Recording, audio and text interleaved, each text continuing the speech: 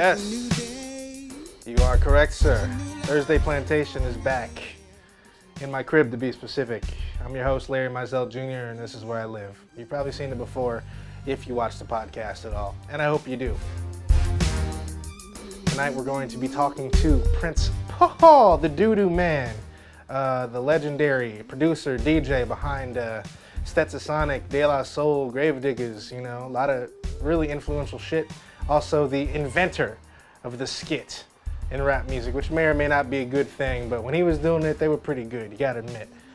So without further ado, let's get to some news. Got real scared when I first heard that Beanie Sigel, yes, the Broad Street bully, B. Mac, got shot in his native Philly, real close to Siegel Street, the street he got his name from. Apparently it happened during a robbery. And they relieved him of some money and his watch and you know, some other jewels and whatnot. Now what's funny is that Philadelphia police at first were kind of skeptical and trying to throw some dirt on B-Mac's name, saying that maybe this was a publicity stunt or an accident, like when Irv Gotti's brother shot himself in the foot, you know, that sort of thing. But come on, man, we know Beanie Sigel is not going to stage a robbery. I'm sure it's hard enough for the man to admit he got robbed, but his saving grace, the hardest man in showbiz did immediately drive from the hospital to the studio to, you know, record, a la Camron. Speaking of Camron, yes, Cam has flaunted his inferiority complex once again, has gone to the studio to once again record a Jay-Z diss track. And I believe he's been waiting anxiously while his Killer Season sales were coming in, waiting for Jay-Z to respond to his really fucking lukewarm diss called How Do You Want It, or Whatever You Want, or I Want to Give It To You, or something stupid, I don't know. Now, Jay-Z sort of backhand responded to Cam's disses and allegations and slurs and slants in his verse on the remix to Rick Rouse's Hustlin', which also features Young Jeezy. The only thing I gotta say about both Cam disses and what Jay-Z had to say on that remix, they're whack. They're all whack. This is one of the worst battles in rap history, and it really just shows that these little ego conflicts just don't need to make it to wax, man. I really want to hear some epic shit when it comes to the battle. Just not any gunplay, you know what I mean? So you'll remember that Proof of D12, the Detroit MC, highly influential on that scene, was recently killed in a shootout in an after-hours club in the Detroit. Well, it looks like that the killer is not going to be charged with murder and has been seen to have committed the act in self-defense. The scenario is that Proof got into an argument with the man, pistol whipped him, shot him, and then was shot by the man's cousin. That man, Mario Etheridge, is not going to be charged with murder for Proof's death. It just goes to show when you're in an after-hour club, you might want to keep the gun in your fucking pants if you can at all. 2 unexpected signings.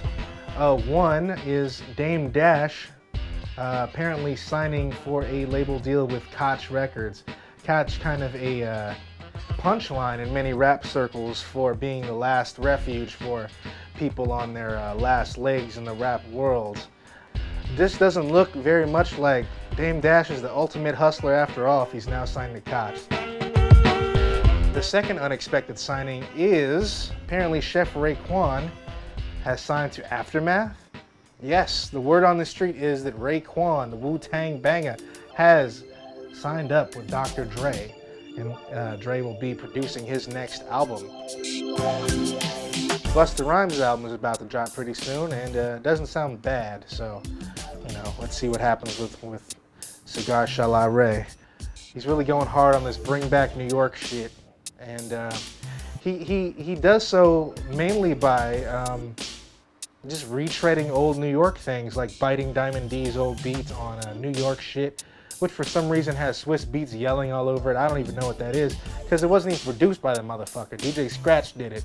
He's got a track with Q-Tip, which jacks the same, Minnie Riperton sample that was used on, I think it was Lyrics to Go on Midnight Marauders, and just kind of sounds like it's a stale Tribe B-side, but it's still nice to hear the two together.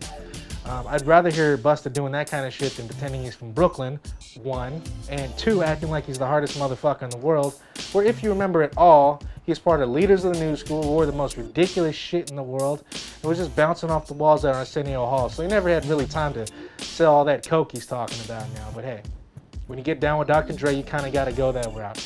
Luckily, Raekwon made his name for an album all about selling cocaine, so he got to do just great. That's the news for this week. We're going to get into talking with Prince Paul. How y'all feeling out there? Y'all listen to the Rap Show, and I'm the Doodoo Man playing all the slamming rap tunes for all you Mac Daddies and Macettes. So hold tight for a 1 hour rap sweep on WRMS. Who's the Doodoo Man? Who's the Doodoo Man? I think my favorite album I've done, and I'm really critical on my records, like, I think they're okay. But the one that I kind of go back on is 6 Feet Deep, Gravediggers. Gravediggers, yeah. Yeah, I mean, I got a lot of flack for the album when I first did it, but I think it would just, when I listened to the album, it marked the time in my life when things were just really messed up. You know what I'm saying? It was almost like me putting together like the Justice League. It was like, okay, RZA, which was Prince Rakim then, people wasn't really calling him RZA. A man Poetic, you know, God bless his soul, passed away a few years ago, and my man Raekwon. So it was just us together trying to collectively make people like us, you know, for people who stopped liking us. So it was fun. You know, it was like a good team effort.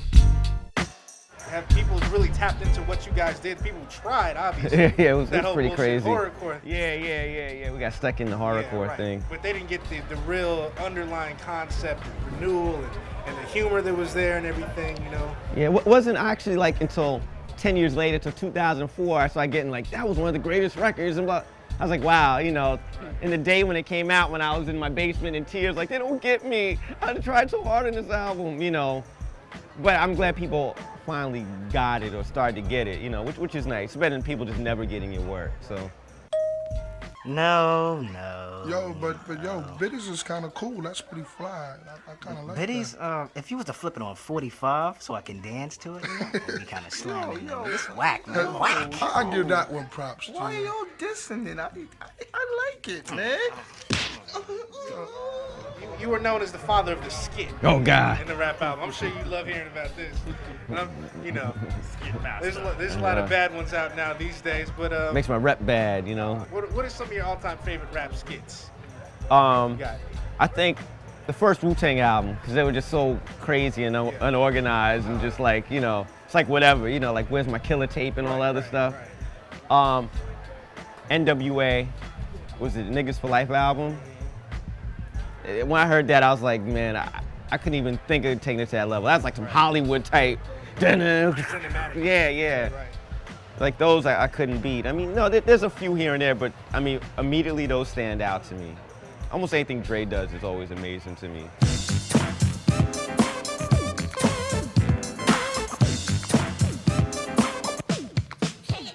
I can go out there and take a formula that I know that works and make Me, Myself, and I part 2, 3, 4, Gas Phase 2, 3, 4, you know, and keep on doing it.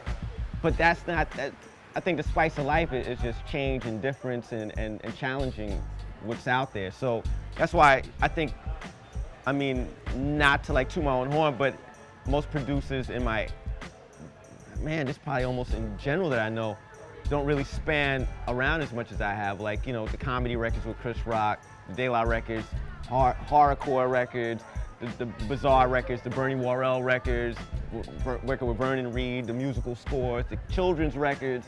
Like, usually people just fit in their comfort zone and stay there. You know, to me, like, I've been there, done that. Let's try something different. So hopefully when this is all said and done, when you look at, you know, my body of work, you're like, wow, yeah, he really pushed it. So every record I make, everything I do, even though it's crazy, I mean, you know, I always sit back and I never know if this is to end my career. You know what I'm saying? Right. But that's fun. That's like, you know, like the guy who jumps off the building, it's just, let's see what happens. You know, it's a charge. And so I've been lucky and I've been blessed that I've been here this long, you know.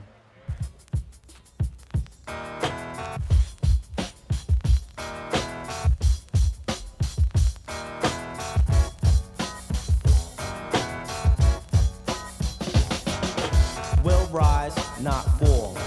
Definition, Prince Paul. I mentor, don't be sore when I say That's it? That's all? Van Dam, what happened? What happened to the pimps? What happened to the guns? I know, What right? happened to the curse Rock words? it. That's what rap music is all about, right?